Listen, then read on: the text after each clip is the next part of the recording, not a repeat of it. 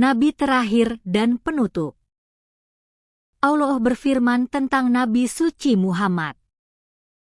Muhammad itu bukanlah bapak dari seseorang di antara laki-lakimu, tetapi dia adalah Rasul Allah dan penutup para nabi. Dan Allah Maha mengetahui segala sesuatu. Al-Quran Surat 33 ayat 40. Istilah penutup para nabi adalah khotamun nabiyin dalam bahasa Arab. Ini berarti bahwa Nabi suci Muhammad telah memeterai dan menutup institusi kenabian, dan dengan demikian beliau adalah nabi terakhir dan penutup.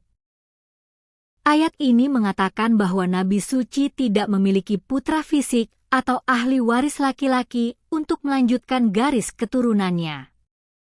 Di sisi lain, beliau adalah Rasul Allah dan karena itu beliau adalah bapak rohani bagi semua muslim dari semua orang yang mengikuti pesannya. Lebih jauh lagi, beliau akan selalu tetap menjadi bapak rohani mereka karena tidak akan ada nabi yang datang setelah beliau untuk menggantikan posisinya sebagai bapak. Dua fakta bahwa beliau datang untuk seluruh umat manusia dan beliau membawa agama pada kesempurnaannya juga menyiratkan bahwa beliau adalah nabi terakhir. Allah berfirman, "Katakanlah, wahai manusia, sesungguhnya aku adalah Rasul Allah kepadamu semua, yaitu Rasul dari Dia yang memiliki kerajaan langit dan bumi." Al-Quran Surat 7 ayat 158. Pada hari ini telah aku sempurnakan untukmu agamamu, dan telah aku cukupkan kepadamu nikmatku, dan telah aku ridho Islam sebagai agamamu. Al-Quran Surat 5 ayat 3. Tiga ayat yang telah kita kutip di atas mewakili sisi-sisi yang berbeda dari gambaran yang sama. Masing-masing dari ayat itu, jika diambil sendiri, mengharuskan dua ayat lainnya juga berlaku. Jika Nabi suci adalah Nabi terakhir, sebagaimana dinyatakan dalam Al-Quran Surat 33 ayat 40, maka beliau seharusnya datang untuk seluruh umat manusia karena tidak ada nabi sebelum beliau yang datang untuk seluruh umat manusia, dan beliau seharusnya datang dengan agama yang sempurna karena tidak ada nabi yang akan datang setelah beliau. Jika Nabi suci datang untuk seluruh umat manusia, sebagaimana dinyatakan dalam Al-Quran Surat 7 ayat 158, tujuan kedatangannya adalah untuk mempersatukan umat manusia. Oleh karena itu beliau akan menjadi nabi terakhir, karena nabi lain setelah beliau akan memecah belah umat manusia lagi setelah persatuannya. Beliau juga akan membawa agama yang sempurna karena tidak ada nabi yang akan datang setelah beliau.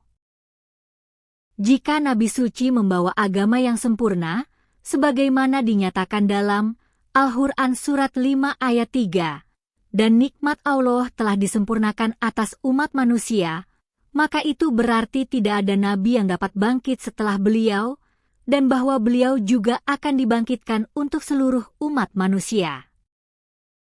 Menjadi yang terakhir saja bukanlah suatu keutamaan. Jika seseorang adalah raja terakhir dalam suatu dinasti, itu berarti pemerintahan dinasti itu berakhir bersamanya.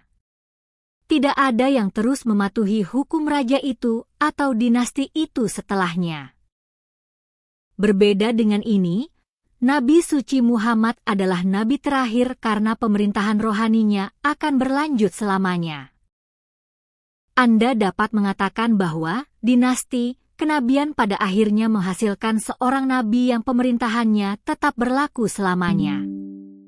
Karena itu tidak ada nabi yang dibutuhkan setelah beliau. Nabi suci Muhammad sendiri menyatakan dengan kata-kata yang jelas bahwa makna beliau sebagai khotamun nabiyin adalah bahwa tidak ada nabi yang akan datang setelah beliau.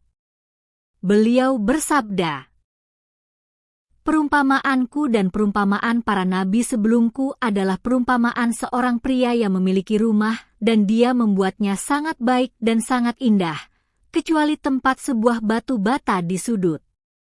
Orang-orang mulai mengelilinginya dan mengaguminya dan berkata, "Mengapa batu ini tidak diletakkan?"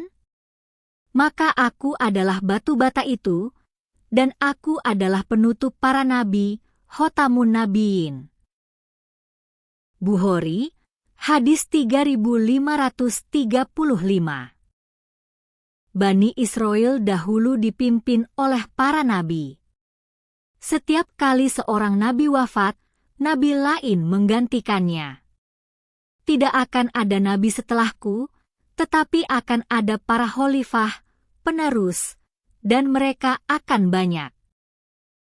Bukhari, hadis 3455.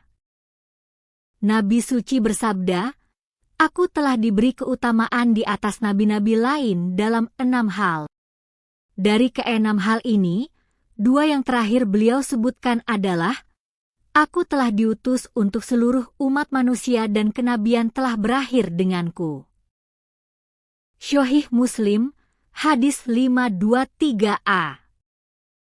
Pendiri gerakan Ahmadiyah, Hasrat Mirza Ghulam Ahmad, menulis sebagai berikut tentang ini.